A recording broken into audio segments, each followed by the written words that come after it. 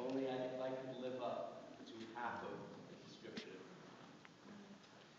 Distinguished rabbis, members of the board, family, friends, guests, I thank you for this incredible honor, for the tremendous effort that went into planning and organizing this day. And I'm dumbfounded by the level of consideration, attention to detail that went into this installation. And I only hope that I will merit to express my gratitude over the months ahead through more concrete measures than words, but the words are sincere. I like to think that I have a good sense of what's going on in this building, observing the shul perched late at night in the window in the house next door. But lately there have been an awful lot of familiar cars pulling into and out of the parking lot at odd hours of night for meetings to which I have not been invited. And I can only assume that either the mafia is setting up shop, or that Ken Abrams or Beverly Hirshhorn or other members of the installation committee were hard at work hashing out one or another detail to make this day possible. And I thank you both and the entire committee very much. And to look at this beautiful community and to feel at home and reflect after only 1 year here how much meaningful interaction we have shared. I'm truly blessed to be in your midst, as you said, Rabbi. And it is a blessing that I do not take for granted. And to be able to share this moment with teachers and role models whom I so admire.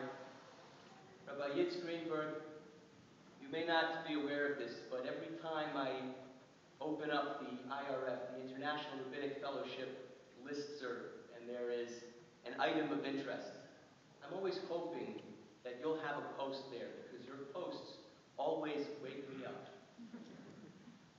And Rabbi Weiss, Rabbi, Dahlia's and my Masada Kedushi, the man who married us, for all of the incredible accolades and accomplishments that have been mentioned. I know it's the tip of the iceberg.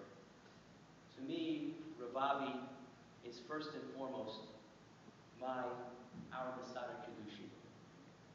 And that is such a bracha. Ravavi, in your 9/11 drasha, which I read, you commented about dreams and the juxtaposition in the Torah of the soaring dreams and devastating falls within the Torah itself, from the uplifting message of Parshat Shoftim to the low points, the warnings, even the curses in the succeeding Parshiot, some of which we saw yesterday. And you underscored the importance of holding fast to dreams, even and especially during the hours of challenge and despair.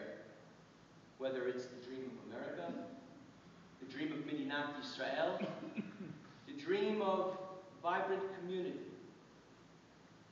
We too spoke of dreams at Congregation B'nai Torah. Last year on Rosh Hashanah, my first drasha to this community on Rosh Hashanah was an invitation to come together and to dream just a little bit about B'nai Torah and how we would not only do the dreaming but work together to realize those dreams. Do you remember the first dream in the Torah? We spoke about it at the beginning of the drasha. It's not explicit, but it's alluded to. And it's the dream, I submit, of the first human, of Adam HaRishon, who goes from animal to animal throughout the animal kingdom, and what's he looking for? Looking for partnership. And he can't find it.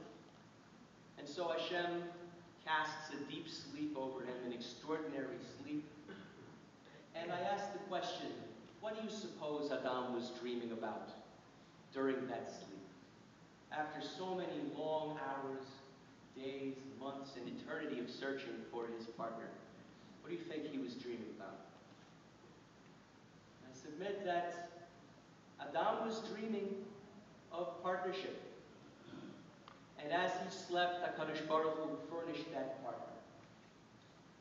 We suggested that that dream of a partner was not the dream of somebody who would always agree with everything that he did. It was the dream of an Ezer Kenegdo, somebody for whom he could trust, serve as a sounding board, be challenged and challenged back.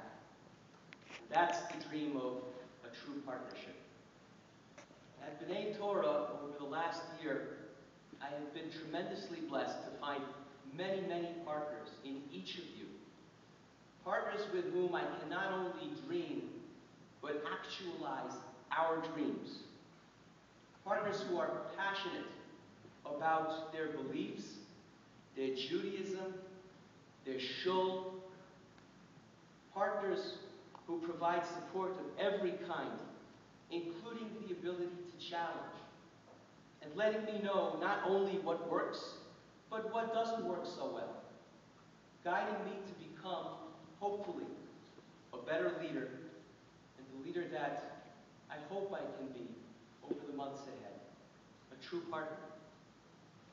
And so, Rabbi Greenberg, members of this Kehillah, guests, we continue to dream together in this space, through the highs, through the inevitable lows, and equally important, we continue to seek ways to foster not only the dreaming, but the concretization of those dreams, to help each other along, God willing, to realize dreams for many months ahead. Before I close, I would be remiss if I did not mention a few individuals present who have supported my dreams all along. My parents, my mother, my grandmother, to whose house I first came back in Wakefield for my first 3 weeks, and my dearest, closest partner in love, my Ezer Kenegdi, Dalia, and of course, Rabbi Yam. I have to thank you, Me'omek Libi, from the depths of my heart, for putting up with me. Some of you for a longer time than others, for putting up with me through this wonderful and sometimes crazy, never ever dull galaxy that we call the rabbinate. Thank you for understanding my occasional phone absences, for bearing with my odd hours, as well as the other side effects of a job that is not just a job, but is truly a life. You are my greatest blessing, and perhaps someday I'll be able to thank you adequately. And finally, to President Ken Abrams, as well as the entire board of the show, Mr. Harold Grinspoon, Diane Trotterman, who have helped Dalia and me feel so welcome in this community. To my family, friends, to guests in this community, thank you not only for serving as co-dreamers, but for being the Ezer Kenegdi as well, the partner to guide me and help a truly blessed young rabbi, blessed to be in your presence now and into the months ahead. Thank you very much. Yisru v'chasim u'tova, may we all be lumped together into the great big book of wonderful dreams come true in the year ahead. Oh, yeah.